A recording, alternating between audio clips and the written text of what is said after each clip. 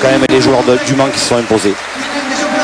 En face de l'équipe Le Dantec, Dubreuil et Rousseau qui n'a pas fait de détails en demi-finale. 13-0 face à une équipe gardoise pourtant de très bon niveau, Jean-Michel. C'est une équipe des Alpes-Maritimes, Thierry. C'est une équipe composée de Baudin, d'Armando et de Fasino, pas Christian, Antoine.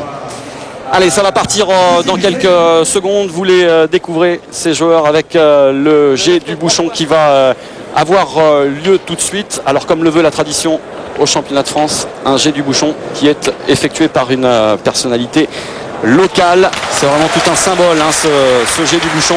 Et ça va partir dans quelques instants. Alors, qui a l'avantage pour cette ouverture? Qui a gagné la pièce? On va le découvrir dans un instant. A priori, c'est l'équipe Le Boursicot, Rocher, Lamour. Ah oui, Thierry, pour revenir sur le jet du bouchon, c'est quand même symbolique parce que le monsieur qui a jeté le bouchon, c'est l'adjoint au sport de la ville, c'est Gérard Naudot. Et lui a été champion de France de pétanque. C'était en 67 et 68. Allez, nous y entrons tout de suite dans cette finale avec Bruno Rocher qui va pointer le premier pour la triplette sartoise. Deux mots sur les jeux. Bravo, bien. Des jeux difficiles, mais à côté, ce que les joueurs ont vécu hier, c'est quand même presque un billard, malgré qu'il soit très délicat. C'est un jeu où il faut envoyer. C'est un jeu où il y a beaucoup de cailloux, c'est assez dur dessous, donc on peut jouer soit en demi-donnée, soit envoyé. Il ne faut surtout pas faire rouler, c'est impossible. Un premier point qui a été fait bon par Bruno Rocher. On va s'apercevoir, Thierry, que contrairement à certaines équipes, l'équipe de Le Dantec n'est pas une équipe qui se lance immanquablement au tir. Et puisque là, David Le Dantec, vous le voyez, a décidé d'aller pointer, alors que c'est un point qui est très bon. Cela dit, on a affaire à deux pointeurs d'une exceptionnelle qualité qui envoient les boules de façon remarquable. Quand ça tombe, ça reste au bouchon. En général, ça tombe de haut, c'est vrai, ça reste au bouchon. David Le Dantec avec Michel Loy, ils ont coranique, c'est certainement l'un des 3 meilleurs envoyeurs de boules de France. Équilibre parfait dans le rond pour David. Regardez cette boule qui monte très très haut. Oh, il est mal tombé. Il est un petit peu accroché aussi. Là, je crois que c'est un petit peu l'émotion. On le disait, David, il a arrêté les boules pendant 1 an et demi. Il n'avait pas fait de finale depuis pas mal de temps. Après, ça n'a pas duré. Il l'a reconnu lui-même.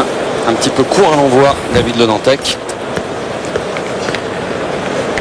Ouais, David, pas doucement. Ça témoigne, Thierry, quand même d'une certaine attention. Parce qu'un joueur comme David Le Dantec qui a été 2 fois champion du monde, 2 fois champion de France tête à tête, et qui arrive à accrocher une boule, c'est que quand même, il y a beaucoup de tension dans cette partie. 7 fois.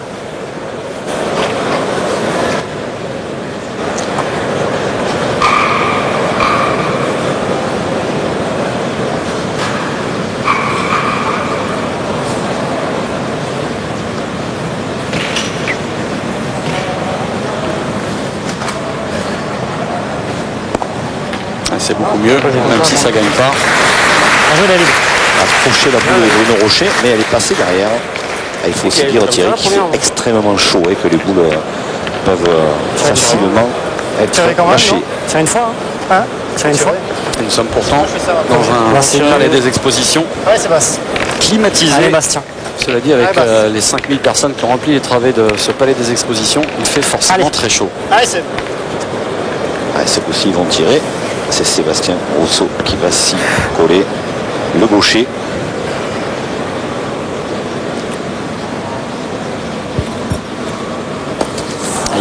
C'est manqué.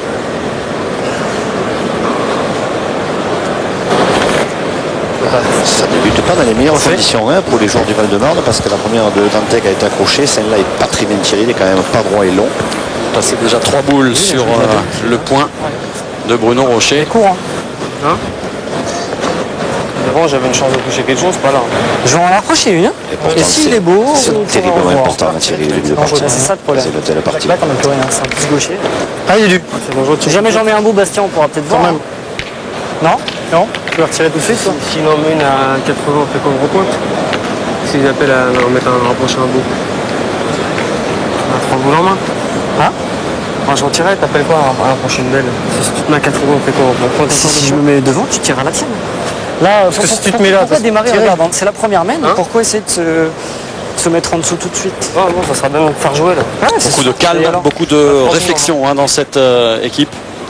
pas évident. Il faut dire que Rousseau et Dubreuil se connaissent parfaitement. Et David Dantec nous le disait avant la partie. Il disait, moi je suis un petit peu l'intrus dans cette équipe puisqu'il n'y a que quelques mois que cette équipe a été constituée.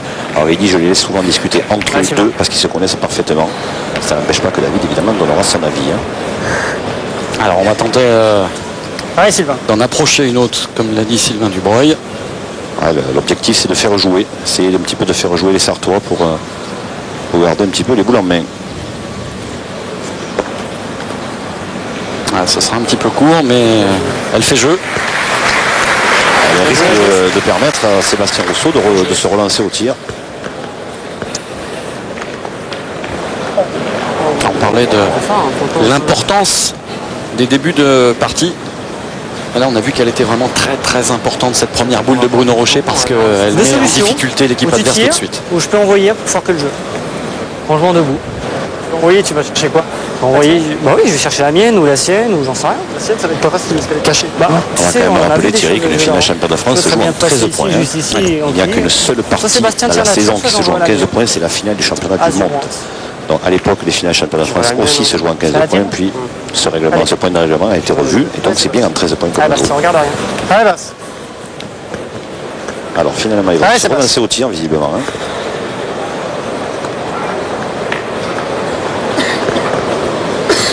À mon avis, tu vas faire grosse pression sur cette équipe Dubreuil-Rousseau et le Dantec, parce que là, il y a risque de grosses semaines.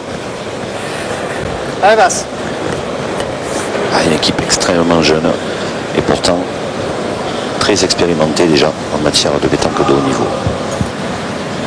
Bravo, c'est plutôt bien fait.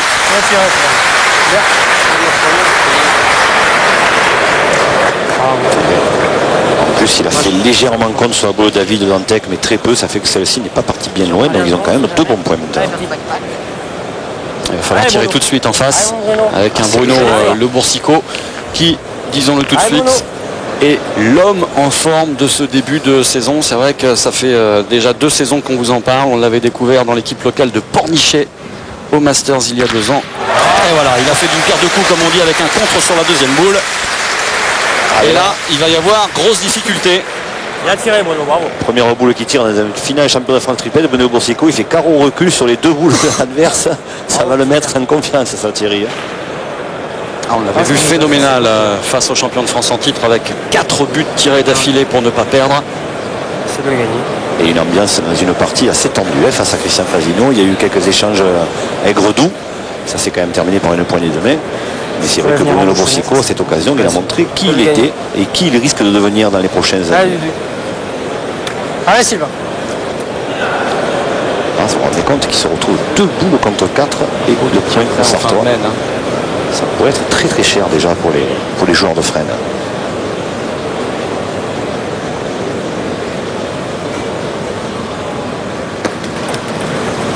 Ouais, c'est gagné. Bien. Si, on est obligé de le faire. Je me suis trompé de ça. Comme vous voulez. Alors la tactique à employer, a priori, c'est de... te gêner, tu vas être obligé de jouer avec A. Comme d'habitude, je dirais, il y a 2 solutions. C'est tirer au pointé. En pointant, il est quasiment certain de gagner le point pour le Rocher et de faire jouer la dernière boule à l'adversaire. Par hasard, j'arrive là. En tirant, il continue à espérer faire une belle main. Allez. Moi, je pense que le but, c'est encore. le jeu, c'est de continuer à tirer. On va tirer tout de suite. Allez, Bruno. S'ils peuvent réussir une main de 3 ou 4 points, vous savez, mentalement, Thierry, ça peut être déterminant. Et voilà, ça sera fait. Bravo, Bruno. Super. Allez, Bruno, on va être nos 3. 2 mots sur les gros bras de ces 58e championnats de France triplette. On a parlé de l'équipe championne de France triplette en titre, éliminée par l'équipe Le Boursicot, Rocher et Lamour. L'équipe Quintaine à Guerbrier. Avec un Jean-Luc Robert assez peu en forme actuellement. Et un Raphaël Ripen qui a eu bien des difficultés au tir. Éliminé de façon prématurée en sortie de poule quasiment l'équipe Quintet par une équipe du même club. Ça, c'est assez étonnant. Une autre équipe de hanche, les finalistes de l'an dernier, Jean-Michel. Ah oui, Thierry, c'était un petit peu la seule consolation que pouvait retenir l'équipe de Philippe Quintet, c'est qu'ils ont perdu contre 3 amis, contre 3 3 joueurs qui sont issus du club de Hanche, comme vous le dites, c'est un brick aussi vieux et petit. Et quand même, le problème, c'est que l'équipe Philippe Quintet a fait failli dans cette partie. Et avec un niveau de jeu très en dessous de la moyenne. Alors c'est vrai qu'ils ont des circonstances atténuantes, notamment Jean-Luc Robert. On sait qu'il est en attente d'un très heureux événement. C'est pour aujourd'hui, demain on ne sait pas. Mais bon, ça n'explique pas tout. Et j'ai quand même un petit peu l'impression que cette équipe, comme d'autres du reste, est arrivée en fin de cycle. Allez, continue. Pendant ce temps, Julien Lamour va essayer d'ajouter. Ouais, ça s'est bien passé sur sa première boule. Surtout qu'il peut jouer face à la boule de Le Boursicot et rentrer par 2. Oh, ça va être court. Ah, c'est pas bien joué d'être court par contre.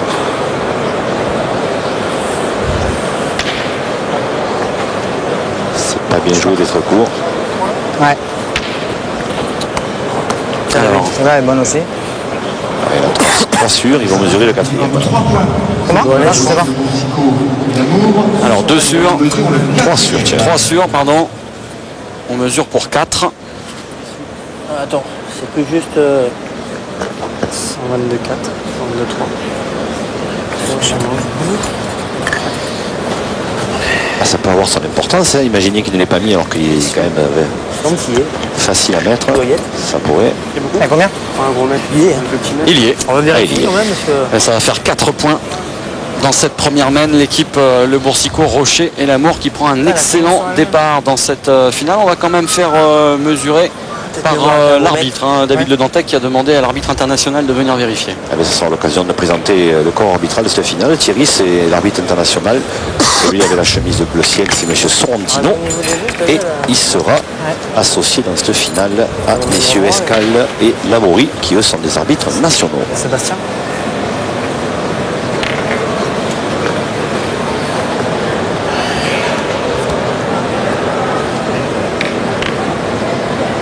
Merci. Alors, M. Sorrentino.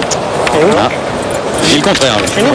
C'est un Non, c'est 3. Eh ben, ce sera 3 points pour cette première main. Et on va profiter de cette première main pour aller prendre la température. On sait qu'il fait très chaud, Jean-Michel. On va prendre la température sur les jeux avec Marc-Alexandre qui est aux côtés des joueurs. Marc, comment ça se passe pour cette première main? On a senti les Franciliens un petit peu tendus. Mais il y a beaucoup de ferveur autour de cette finale du championnat de France ici à Perpignan parce que le public est connaisseur. Et puis il y a un petit peu de pression sur les joueurs franciliens parce que l'applaudimètre est nettement en faveur de l'équipe sartoise.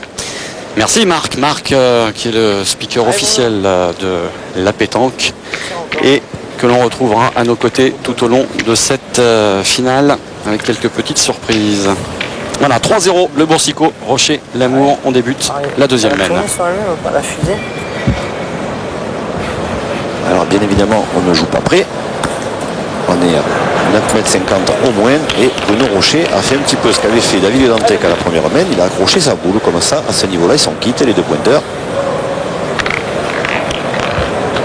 Est-ce que David Dantec va en profiter?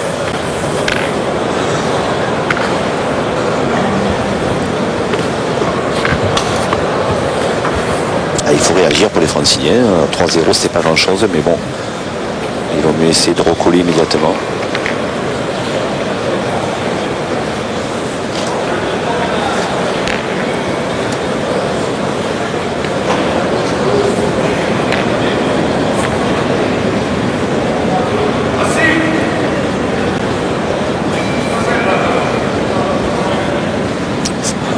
Très haut. C'est très bien fait. Très bien fait de la part de David Le Dantec. Ah, il s'en veut. Je suis persuadé qu'il y pense encore à cette première boule parce qu'il sait que c'est cette boule qui a eu des conséquences fâcheuses sur son équipe. Il joue avec des jeunes, de très jeunes joueurs et il aurait aimé les mettre dans de meilleures conditions. La réponse de Bruno Le Boursicot au tir. Et ce sera suffisant. C'est de la place. Pas évident, non. Il va en manquer. Ah, il a quand même fait de la place. Pas l'air satisfait de lui, Bruno. Ouais, Bruno. Bruno que l'on retrouvera au championnat du monde dans la seconde équipe de France aux côtés de Michel Loy, Damien Hureau et Bruno Rocher. Eh ben oui, Bruno Rocher qui va pointer. On joue encore, mais... La deuxième équipe de France dont on a pu quand même mesurer la forme ce week-end, parce que si Damien Leroux a perdu hier soir, il a quand même réussi une bonne prestation.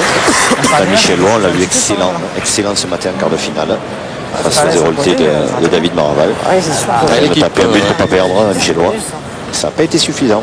Choupel Wassiro sorti en quart par l'équipe héroltaise. Héroltaise qui était un petit peu l'équipe du team Nicolin de service, je dirais, hein, l'absence de Passo Foglio et Faré qui n'avaient même pas été capables de se qualifier pour ce championnat de France. Maraval, Mikros et Sanchez ont joliment pris le relais et ont atteint les demi-finales où là ils ont été quand même à la peine face à le Boursico, malgré deux belles mains, mais deux belles mains ratées.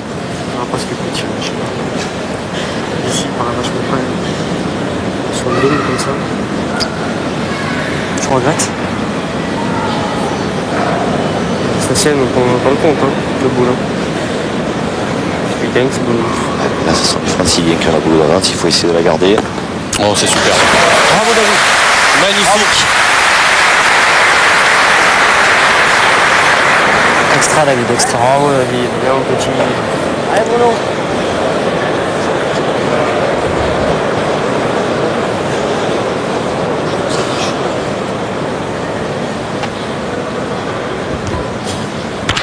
Ah oui, il fait contre le Boursico. Il a frappé sur le côté cette boule, mais il a fait contre. Ça va pas ranger les affaires de son équipe cette semaine parce que le point de Bruno Rocher était plutôt bon. Ça va se le faire. À la sortie, c'est encore eux à jouer. Allez, Juju. C'est le d'embouchonner. Ouais, on a pas le pot. Oh là là. Bruno Rocher, c'est le catalyseur de cette équipe.